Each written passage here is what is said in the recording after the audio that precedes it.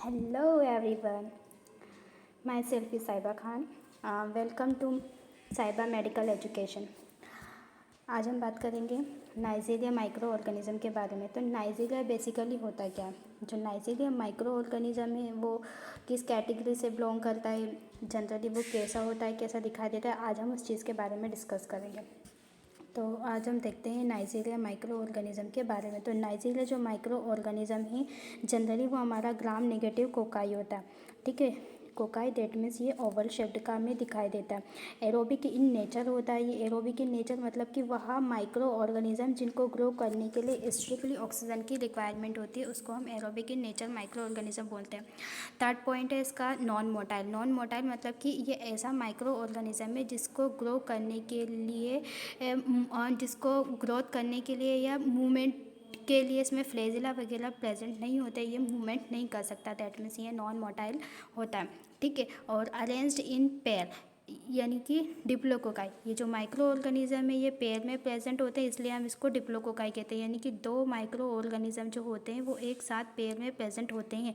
एक ये जोड़े में प्रेजेंट होने के कारण ही हम इसको डिप्लोकोकाई भी बोलते हैं, ठीक है। इतना समझ में आया। अब आगे बात करते हैं हम इसके नाइजीरिया के क्लासिफिकेशन के बारे में, ठीक है। तो जो जनरली जो नाइजीरिया माइक्रो ऑर्गेनिज्म है इसको क्लासिफिकेशन के अकॉर्डिंग 2 कैटेगरीज में डिवाइड किया गया, ठीक है। फर्स्ट होता है पैथोजेनेसिस के बेसिस पर, फर्स्ट है हमारा पैथोजेनेसिस के बेसिस पर और सेकेंड जो होता है नॉन पैथोजेनेसिस के बेसिस पर।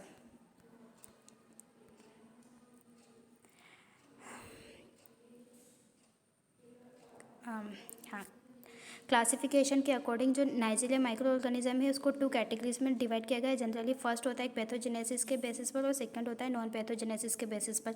पैथोजेनेसिस मतलब कि वह माइक्रो ऑर्गेनिज्म जो कि डिसीज कॉज करने के लिए रिस्पॉन्सिबल होते हैं वो पैथोजेनिक की कैटेगरीज में आते हैं। Non pathogenic that means commercial. Commercial मतलब कि नॉर्मल फ्लोरा। नॉर्मल फ्लोरा मतलब क्या कि वह माइक्रो ऑर्गेनिज्म जो कि हमारी बॉडी के अंदर प्रेजेंट तो होते हैं लेकिन डिसीज़ कोज नहीं करते, ठीक है। उनके अंदर जो डिसीज़ कोज करने की एबिलिटी होती है वो प्रेजेंट नहीं होती, ठीक है। तो ये हमारी बॉडी के अंदर प्रेजेंट तो रहते हैं लेकिन ना तो हमारी बॉडी के लिए हार्मफुल होते हैं ना ही हमारी बॉडी के लिए एसेंशियल होते हैं। ऐसे माइक्रो ऑर्गेनिज्म को हम कमर्शियल माइक्रो ऑर्गेनिज्म कहते हैं। अब बात करते हैं पैथोजेनिक माइक्रो ऑर्गेनिज्म के बारे में। तो पैथोजेनिक माइक्रो ऑर्गेनिज्म होते कौन कौन से?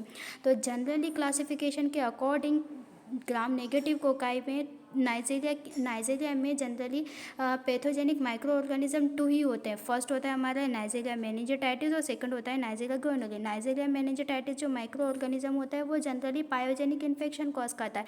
पायोजेनिक इन्फेक्शन मतलब कि होता है पस फॉर्मेशन, पस के फॉर्मेशन के लिए रिस्पॉन्सिबल होता है, ठीक है।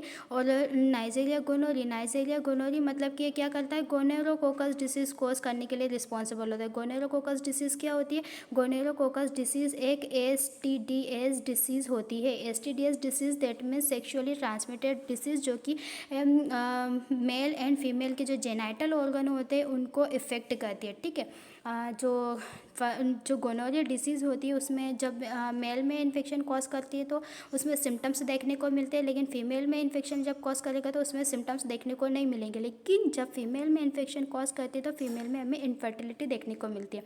और मेनिंजाइटिस को नाइजीरिया मेनिंजाइटिस क्या कॉज करेगा? नाइजीरिया मेनिंजाइटिस जो हमारा जो ब्रेन का पार्ट होता है मेनिंजस उसके अंदर पस फॉर्मेशन के लिए रिस्पॉन्सिबल होता है। दैट मीन्स ये पायोजेनिक इन्फेक्शन कॉज करने के लिए रिस्पॉन्सिबल होता है। ये हमारी बॉडी के जो हमारा ब्रेन का पार्ट होता है उसके अंदर पस फॉर्मेशन के लिए रिस्पॉन्सिबल होता है। अब आता है ये बात नॉन पैथोजेनिक माइक्रो ऑर्गेनिज्म के बारे में। नॉन पैथोजेनिक माइक्रो ऑर्गेनिज्म में आते हैं नाइजीरिया फ्लेवियंस, नाइजीरिया सिक्का, नाइजीरिया सफ्लेवा। ये जितने भी माइक्रो ऑर्गेनिज्म होते हैं नाइजीरिया मेनिंजाइटिस और नाइजीरिया गोनोरिया को छोड़कर ये सारे कमर्शियल्स होते हैं जो कि हमारी बॉडी में प्रेजेंट तो होते हैं लेकिन डिसीज़ कॉज नहीं करते। यानी कि इसके अंदर डिसीज़ कॉजिंग पावर जो होती है वो प्रेजेंट नहीं होती, इसमें इतनी एबिलिटी प्रेजेंट नहीं होती है। अब बात करते हैं अपन इसके नाइजीरिया मेनिंजाइटिस के बारे में। तो जनरली नाइजीरिया मेनिंजाइटिस जो माइक्रो ऑर्गेनिज्म है वो होता क्या है? तो नाइजीरिया मेनिंजाइटिस है उस माइक्रो ऑर्गेनिज्म को सबसे पहले वाइस चेलेबम नामक एक साइंटिस्ट थे। वाइस चेलेबम नामक एक पेशेंट था, उसमें इसको डिस्क्राइब किया गया था, उसके स्पाइनल कार्ड के अंदर डिस्क्राइब किया गया था, ठीक है। कब डिस्क्राइब किया गया था? 1887 में इसको डिस्क्राइब किया गया था। नाइजीरिया जो मेनिंजाइटिस माइक्रो ऑर्गेनिज्म है वो हमारा कुछ इस तरह से दिखाई देता है। कोकाई होता है, ये दोनों दो कोकाई एक दूसरे से अटैच होते हैं। कैसे होते हैं? ये कोकाई है और एक ये कोकाई है, ये दोनों एक दूसरे से अटैच होते हैं। ये जो साइड ये वाली साइड जो होती है इसकी, ये जो दिखाई दे रही है ये कॉन्वेक्स होती है, और जहाँ पर ये एक दूसरे से अटैच होता है ये एडजेसेंट साइड होती है, मतलब ये फ्लैट साइड होती है जहाँ पर ये दोनों एक दूसरे से अटैच होते हैं, जिसको हम बोलते हैं एडजॉइनिंग। ठीक है। आगे बात करते हैं हम, जब हमको इसका कल्चर लगाएंगे तो हमारा जो माइक्रो ऑर्गेनिज्म है वो दिखाई कैसा देगा। तो ये जो नाइजीरिया मेनिंजाइटिस माइक्रो ऑर्गेनिज्म है, फर्स्टली हमने वायरस्टेलिबम नामक एक पेशेंट था, उसके स्पाइनल कार्ड में हमने डिटरमाइन करके देखा, मतलब CSF का डिटर्मिनेशन किया, तो जो नाइजीरिया मेनिंजाइटिस माइक्रो ऑर्गेनिज्म है वो हमें कुछ इस तरह से ऑब्जर्व हुआ। ये जो नाइजीरिया माइक्रो ऑर्गेनिज्म है इस तरह से हमें देखने को मिलता है। इस तरह से नाइजीरिया माइक्रो ऑर्गेनिज्म देखने को मिलता है। मतलब क्या है? नाइजीरिया ग्राम नेगेटिव कोकाई की कैटेगरी से बिलोंग करता है और नाइजीरिया माइक्रो ऑर्गेनिज्म प्रेजेंट है। दो ही माइक्रो ऑर्गेनिज्म ऐसे ही जनरली जो कि डबल फॉर्म में प्रेजेंट होते हैं, यानी कि डिप्लोकोकाई होते हैं। फर्स्ट होता है हमारा नाइजीरिया और सेकंड होता है हमारा न्यूमोकोकस। ये दोनों ही डिप्लोकोकाई की कैटेगरी से बिलोंग करते हैं। आगे बात करते हैं हम इसके मॉर्फोलॉजी के बारे में। तो मॉर्फोलॉजी क्या होती है जनरली इसकी, मतलब वो किस तरह से दिखाई देता है, होता क्या है, उसके बारे में हम बात करेंगे। तो जो generally Nigeria meningitis micro organism है वो ग्राम नेगेटिव कोकाई होता है, मतलब कि ग्राम नेगेटिव कैटेगरी से जो माइक्रो ऑर्गेनिज्म है जनरली उसको 2 कैटेगरी में डिवाइड किया गया है। एक तो ग्राम पॉजिटिव की कैटेगरी होती है और एक ग्राम नेगेटिव की कैटेगरी होती है। तो ग्राम नेगेटिव मतलब कि ये खुद को पिंक कलर में स्टेन करता है।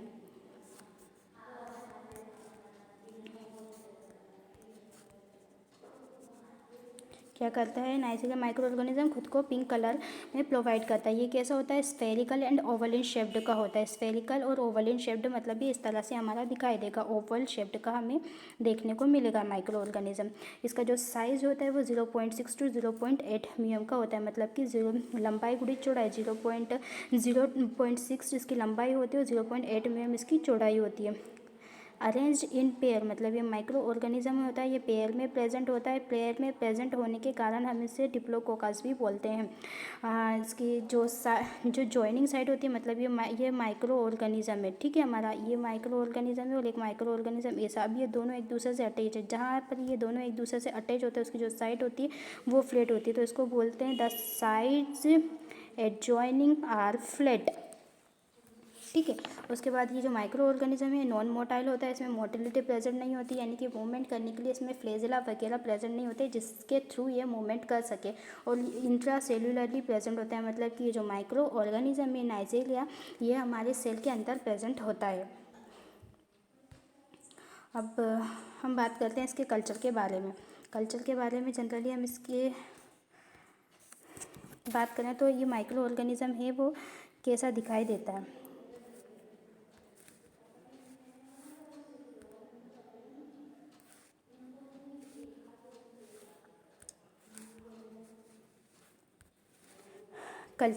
कल्चर में जनरली जो माइक्रो ऑर्गेनिज्म है ये हमारे ऑर्डिनरी मीडिया में ग्रो करता है। ऑर्डिनरी मीडिया मतलब कि हमारे सॉलिड मीडिया जो प्रेजेंट होते हैं उसके अंदर ये जनरली ग्रो कर जाता है, जैसे कि हमारा न्यूट्रिएंट अगार मीडिया है।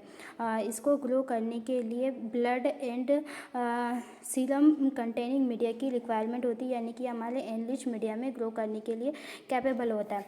ठीक है।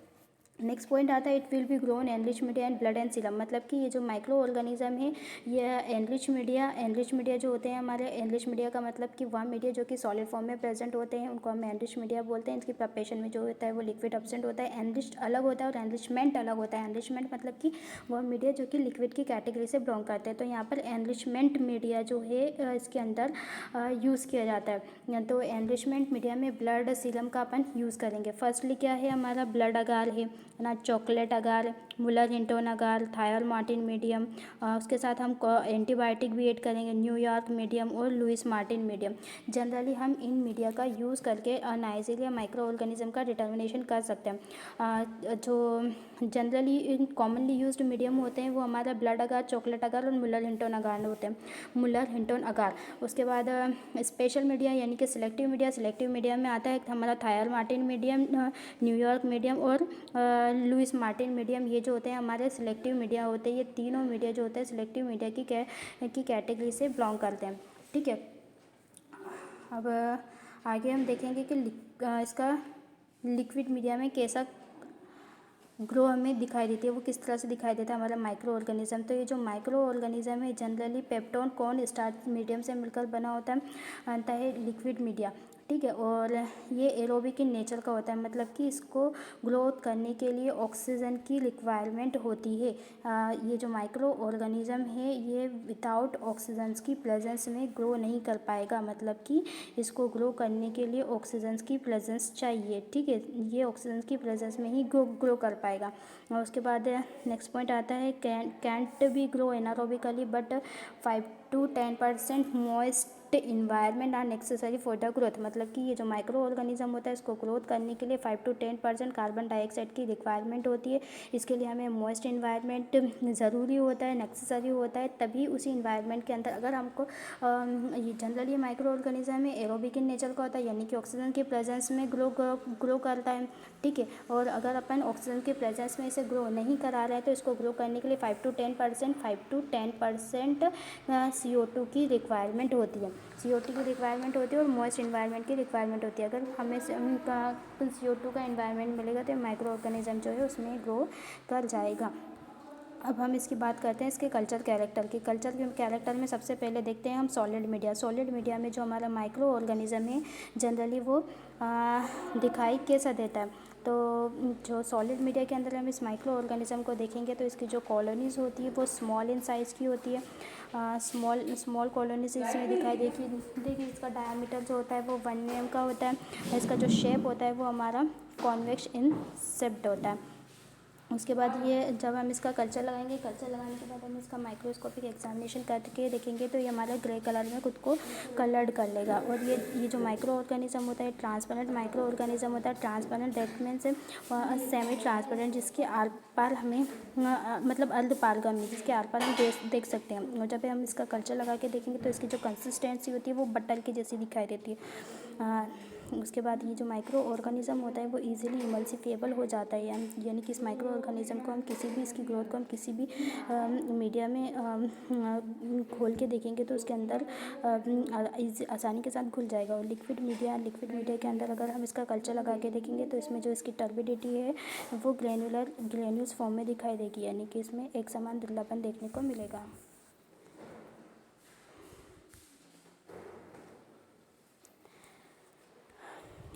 बायोकेमिकल एक्शन मतलब कि जो नाइजीरिया माइक्रो ऑर्गेनिज्म को हम बायोकेमिकल टेस्ट के थ्रू आइडेंटिफाई करेंगे तो इसमें जो कैटालाइज टेस्ट है वो पॉजिटिव आता है, देन ऑक्सीडेज टेस्ट भी पॉजिटिव आता है। और ये जो नाइजीरिया माइक्रो ऑर्गेनिज्म है वो ग्लूकोज और माल्टोज का फर्मेंटेशन करता है और ये प्रोड्यूस करता है एसिड एंड गैस को।